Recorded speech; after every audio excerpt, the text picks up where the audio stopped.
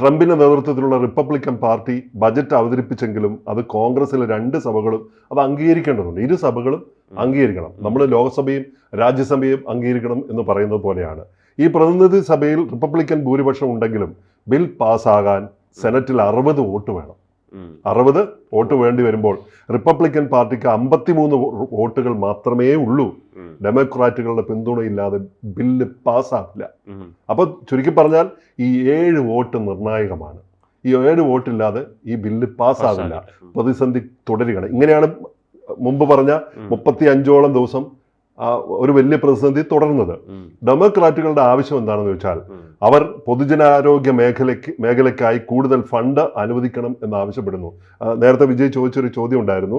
നമ്മൾ ഈ ന്യൂസിന് തയ്യാറെടുക്കുന്നതിന് മുമ്പ് ഹെൽത്ത് റിലേറ്റഡ് ആയിട്ടുള്ള ചില ആവശ്യങ്ങൾ കൂടി ഡെമോക്രാറ്റുകൾ ചോദിക്കുന്നുണ്ട്. അത് ശരിയാണ്.